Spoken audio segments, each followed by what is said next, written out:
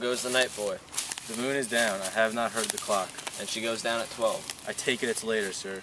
Hold, take my sword. There's husbandry in heaven. The candles are, take that thee too. A heavy summons lies like lead upon me, and yet I would not sleep. Merciful powers, restraining me the cursed thoughts that nature gives way to in repose. Give me my sword. Who's there? A friend. What, sir, not yet at rest? The king's abed. He hath been in unusual displeasure, and sent forth great largesse to your offices. The diamond he greets her withal, by the name of the most kind hostess, and shut up in measureless content. Being unprepared, our will became the servant to defect. Which else should free have wrought? All's well. I dreamt last night of the 3 word sisters. To you they have showed some truth. I think not of them, yet when we can entreat an hour to serve, we would spend it in some words upon that business, if you would grant me the time. At your kindest leisure. If you shall cleave to my consent when 'tis, it shall make honor for you. So I lose none in seeking to augment it, but still keep my bosom franchised in allegiance. Clear, I shall be cancelled. Good repose the while. Thanks, sir. The like to you.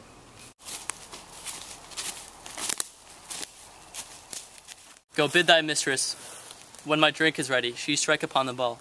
Get thee to bed. Is this a dagger I see before me? The handle towards my hand? Come, let me clutch thee. I have thee not, and yet I see thee still. Art thou not fatal vision sensible, to feeling as to sight? Or art thou but a dagger of the mind, false creation, proceeding from the heat oppressed brain? I see thee yet, in form as palpable, art as this which now I draw. Thou marshalled me the way that I was going, and such an instrument I was to use. Mine hours are made the fool of those other senses. Or else, worth all the rest, I see thee still, and on thy blade and dungeon gouts of blood, which is not so before. There's no such thing. It is the bloody business which informs thus mind to eyes. Nature seems dead, and wicked dreams abuse. Their curtained sleep, witchcraft celebrates. Pale Hecate's offering and withered murder. Alarmed by his sentinel the wolf, whose howl his watch, thus with his stealthy pace, with harking's ravishing strides towards his design, moves like a ghost, thou sure and firm set earth, hear not my steps, which way they walk. Thy very stones have prate of my whereabout, and take the present horror from the time, which now suits with it, while I threat he lives. Words to the heat of deeds too cold breath gives. A bell rings, I go and it is done, the bell invites me, hear it not, Duncan, for it is a knell that summons thee to heaven or to hell.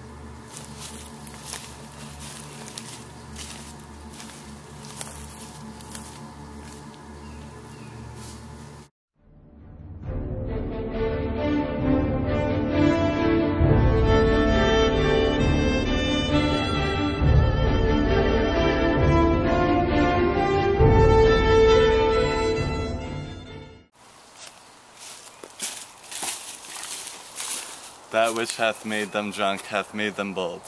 What hath quenched them hath given me fire. Hark, peace! It was the owl that shrieked, the fatal bellman, which gives the sternest good night. He is about it. The doors are open, and the surfeited grooms do mock their charge with snores. I have drugged their possets, that death and nature do contend about them, whether they live or die. Who's there? What? Ho! Alack, I am afraid they have awaked, and 'tis not done. The attempt and not the deed confounds us. Hark, I laid their daggers ready.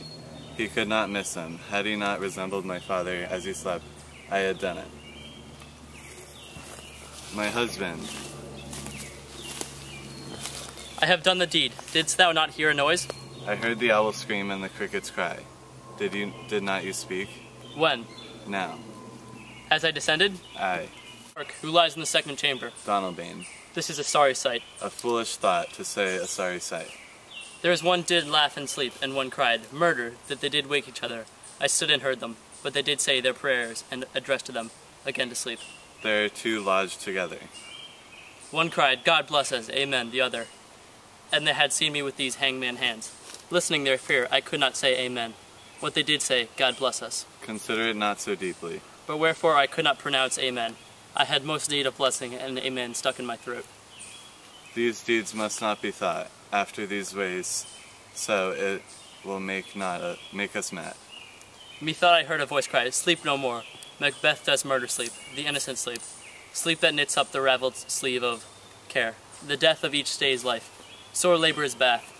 Balm of hurt's mind, great nature's second course. Chief nourisher in life's feast. What do you mean? Still it cried, sleep no more, to all the house. Glamis hath murdered sleep, and therefore Cotter shall sleep no more. Macbeth shall sleep no more. Who was it that thus cried? Why, worthy Thane? You do unbend your noble strength to think so brain-sickly of things. Go get some water, and wash this filthy witness from your hand.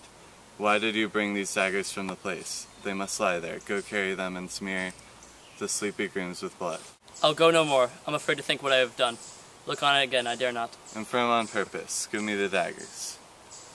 The sleeping and the dead are but as pictures. 'Tis the eye of childhood, that fears a painted devil.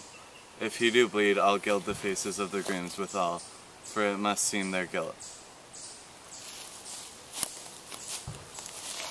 Whence is that knocking? How is it within me, when every noise appalls me? What hands are here? They pluck out mine eyes. With all great Neptune's ocean, wash out this blood. Clean from my hand. No, his hand will rather. The mutinous sea in incarnine, making one's green, one red. My hands are of your color, but I shame to wear a heart so white. I hear a knocking at the south entry. Retire we to our chamber. A little water clears us of this deed. How easy is it then? Your constancy hath left you unattended. Hark, more knocking. Get on your nightgown, lest occasion will call us, and show us to be watchers. Be not lost so poorly in your thoughts. I know my deed, 'twere best not to know myself. Wake Duncan with thy knocking, I would thou couldst.